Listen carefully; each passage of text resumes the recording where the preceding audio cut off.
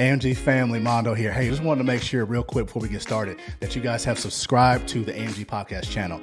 Go below if you can't see it, look a little, scroll down, whatever you got to do. Hit that subscribe button. It helps us immensely here at the AMG podcast. The second thing we need you to do is turn on your notifications. That way, anytime we drop new content, you are the first to be notified. That way we can grow together. We can learn in life together and do life together. All right. So with that said, let's get to it.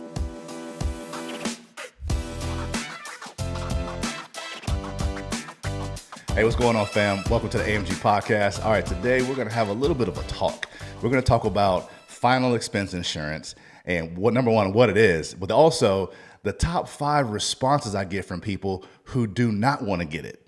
Not the people who do want to get it and who take care of it and relieve the burden off their family. No, we're going to have some fun. We're going to talk about the top 5 responses I get from people that are just tripping, okay, for whatever reason, and we're going to talk about it, and I'm going to give you my feedback on it. All right, so first of all, if you're new, you're like, what in the world is final expense insurance? So final expense is a small life insurance policy that takes care of the funeral and other final expenses, okay? Other final expenses may be like maybe moving costs for the deceased. It may be some small debts. It may be little bitty things here and there, maybe leaving a little bit of legacy money for the kids or grandkids, but small stuff. Typically, the policies, cap out around $35,000 to $50,000, depending on the company. And you can go typically as low as $1,000 if that's all you can afford. But it is designed for that first week. All right, that first week when you die, somebody in your family is getting a bill, some things got to be paid for, and it's great to have some insurance money there to take care of that funeral cost as well as the final expenses, because that funeral director is waiting on his bread. He wants that money immediately, as soon as possible. He's not trying to wait. So if you know that you've got that money there as a beneficiary to take care of your loved one's funeral, man, what peace of mind that brings. So it is a peace of mind product to make sure that your life is not a burden on your loved ones that you leave behind, okay? And empower them. So with that said, quick definition of final expense and what it's for. Now, I'm going to talk about the top 5 responses that I get for people who are kind of tripping. They're like, hey, they have excuses, right? Let's talk about that. And they try to justify it. So numero uno, I'm going to read my notes here. Numero uno, I can't afford it. That seems legitimate, right? Because, it's money and people have a budget and all this other kind of stuff. But my thought process is that you can't afford to not have it, right? Like, you have to get this. Like, what is your family going to do? They can't afford for you not to get it. Because last I saw, most people don't have $10,000, $15,000, even $5,000 sitting on the side, waiting to put it in the ground or put it in the furnace to bury you or fry you behind. Well, I said fry, you know what I'm saying? Burn. Okay, so most people don't have that kind of bread sitting around for that purpose, let alone have that kind of bread sitting around, period. So a lot of people say, well, I can't afford it. Okay, well, do what you can. So here's my thought on that. All right, do something. Even if it's like, hey, man, all I can get is a $3,000 benefit. Oh, heck, $1,000. Do something. Something is better than nothing. I know if my parents were to pass away and they did the best they knew to do and all they could afford was a $4,000 final expense policy, dagnabbit, I'm going to appreciate that $4,000. And I obviously got to come up with the rest, if whatever the balance is. But I've got $4,000 to work with, or I've got $1,000 to work with, or I've got whatever. I would highly appreciate that. I know one thing I'm not going to do is take that $4,000 and mail it back to the insurance company talking about I don't need it. I ain't doing that. So when people say, well, I don't have the money, it's like, okay, no, you choose not to prioritize your money and allocate something, whether it's $30, whether it's 100, whether it's 50, whether it's 60. You can find something somewhere, okay? Maybe we get rid of 2, Burger King meals a month. There you go. Because, last I saw, fast food stuff is pretty expensive nowadays. It's not like it used to be back in the day when we were growing up. So you can prioritize it, and you have to look at ways, okay, I have to be able to afford this. I do make something. So I have to maybe sit with someone to figure out, can I squeeze out 20, 30, 40, 50, 60, 80, 90, whatever amount of money to get this for my family and do it comfortably, okay? So that's one of the silly ones I hear when I can't afford it. It's like, okay, well, so you don't do anything, you die, then what's up then? What's your family doing?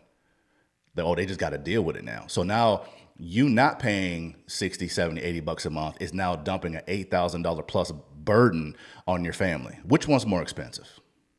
All right. Okay. So I've heard that one. I think it's quite foolish. And honestly, I'm being really candid. If a person says that to me, honestly, I just believe they don't care. If you say I can't afford it and you're not trying to figure out a way to do something, well, I want 10,000, but your pocket says 3. Like, you know what I'm saying? Like, do what you can. And if you can't afford 10, 20,000, 35,000, do what you can. And if you're not willing to do that, honestly, I just don't think you give a crap. And you're just like, hey, well, that's their issue. I can't afford. That's what I think. That's an extremely selfish move. And to be honest, I've actually challenged some people on that, and some received it, some didn't, but that's okay. But at least I was honest with them. All right, the second one is, all right, I'm gonna just have my family take care of it. What? What? Do they know that? Do they know that you're just avoiding the opportunity to relieve that burden, give them some peace of mind? Did they know that they have a $10,000 plus bulldozer coming down the street, headed straight for their forehead? Do they know that in their bank account? Do they know that? Do they know that stress is coming, that anxiety, that pressure, the grieving, and the lack of understanding of how to navigate the whole funeral process? Because a lot of people aren't experts in it outside of the actual experts, funeral directors, and people who've been in it for a minute. So my family's got it, what does that even mean? I've had people tell me, well, my kids are smart. They got it. What does that mean? Well, my kids are smart. They don't know how to build a rocket. And if for doggone sure don't know how to conduct a funeral and know anything about the industry. Just because you're smart doesn't mean that they've got it. To me, that's an excuse. And going back to what I said before, you honestly just don't care. All right. You care about preserving your own life and what's going on with your own rhythm versus taking some time to say, you know what, I want to do what's right by them, love them when I'm gone. So let me prioritize and let me squeeze something or whatever, see what I can do, make room, or heck, what about this? Even make a little extra money if you can. Just figure it out to be able to take care of your family. So when I hear my kids got it, man, that's the number 2 thing I hear. And it's like, good God Almighty, the level of selfishness is real. All right, cool. Number three. Or I'll just get a term policy because it's cheaper. Okay, well, at least you want to do something. I can applaud that. Like, cool. Now, a lot of times in the final expense world, you have people who are like 60 and up. Okay, sometimes in the 50s, but whatever.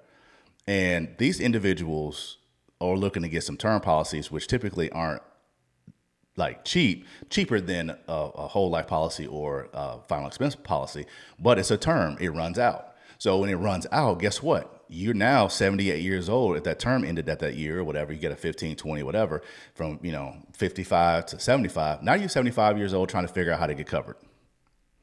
Now what you gonna do? You're 75 years old. And a lot of times in that age bracket, there's some health challenges. So it's going to be rated or even qualify at all. So you're actually putting yourself in a bad situation trying to save some bucks years ago. Now, later on, you're now not covered at all. Or if you are covered, you're paying an arm and a leg because, money doesn't buy insurance. Your age and health does. So now you're in this pocket where your age is inflated the premium and your health may be affecting that as well. So now you're kind of stuck in a predicament. What do I do? Right. And the last thing I saw, I've heard from older people is that they don't want more bills when they get older. They want fewer and less expensive bills. All right.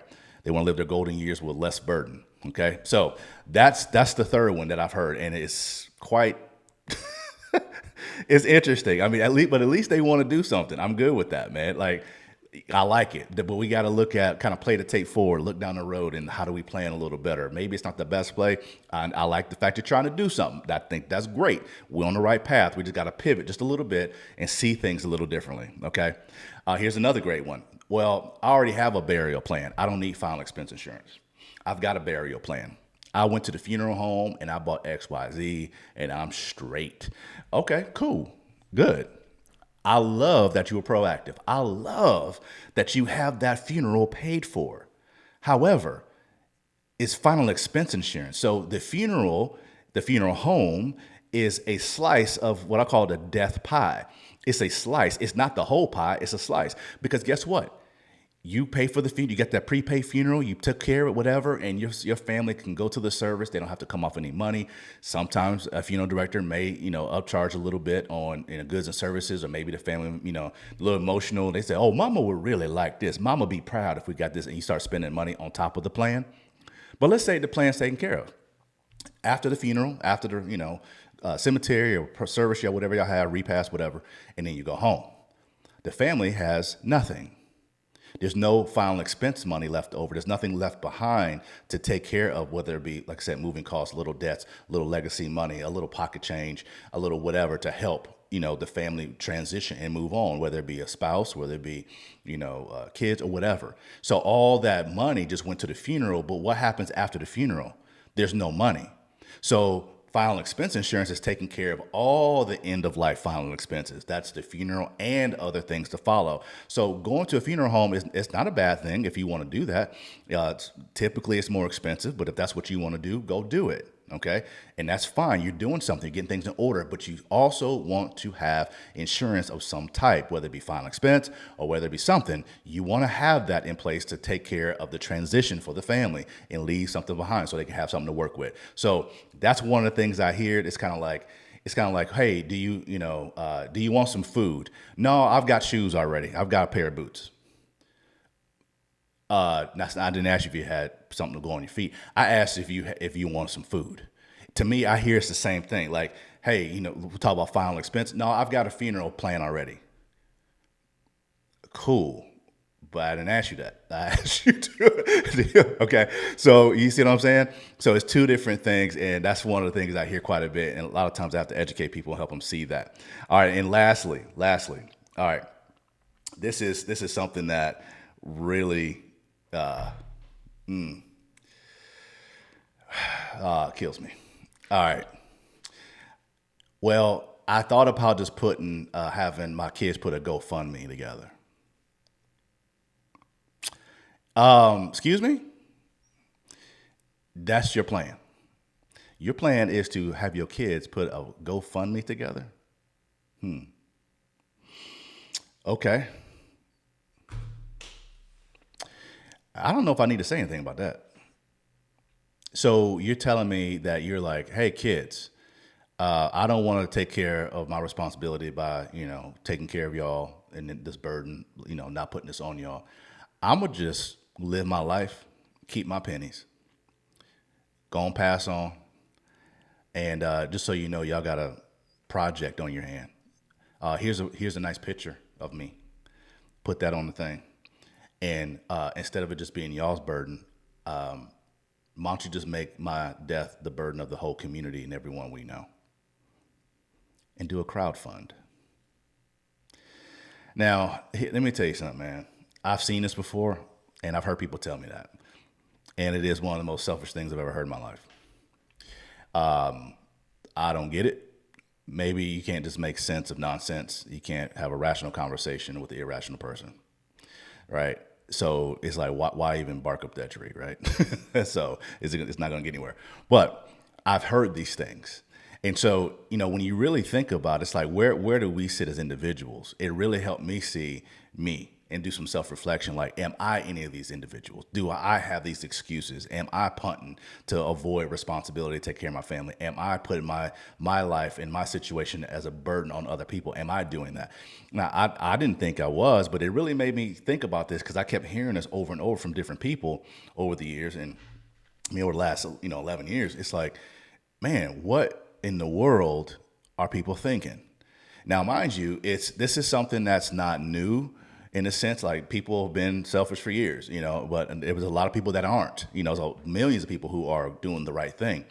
But I'm talking about, those things that I hear and other agents that I know have heard. It's like, wow, okay, well, I challenge. So if you're listening to me and you're saying, man, that's crazy. Well, let's ask ourselves, is one of those 5 examples, is it us? Hopefully not. Okay. And maybe I was able to share a little something that'll help you kind of go past that hesitation or a lack of understanding or just punting the responsibility down the road and putting it on somebody else. Because I truly believe if you're picking $30 over relieving a $10,000 plus benefit off your family, or $50, $60, whatever the price point may be, if that's more valuable to you versus relieving the burden off your family, man, there's some deeper issues going on than, it's above my pay grade, I can't fix. And so with that said, those are the top 5 things that in final expense that I've heard that people, when it comes down to what are the top, things that people say in regards to getting it, that's one thing, but this is not about that. These are some of the excuses and some of the things that people say in regards to getting final expense insurance for them and their family. And I gotta tell you, when you're 55 plus and you've been kicking the can down the road and don't have any insurance, and you're like, now your mortality is becoming more and more of a thing, and you're like, oh man, I better get this thing. Yeah, get it in order. Put it on you versus other people. Do what's right by others, man. And if you love your people, act like it. You know what I'm saying? That's it, man. I love it. So I heard a guy tell me a long time ago, man, loving your family while you're living is a beautiful thing. But what's even more beautiful is when you can love them and take care of them when you're gone and set them up the right way. So with that said, guys, you guys have a phenomenal day. And we will see you on the next episode as we get into some more fun, some more education, some more interviews, and a lot of beautiful things. If you need assistance with any of your financial needs in regards to insurance, retirement, if you want to learn more about IULs, final expense, trust, estate planning, and annuities, definitely reach out to AMG and Associates. We'll be more than happy to help you. Hey, so you guys have a blessed day, and we will see you on the next episode. Later.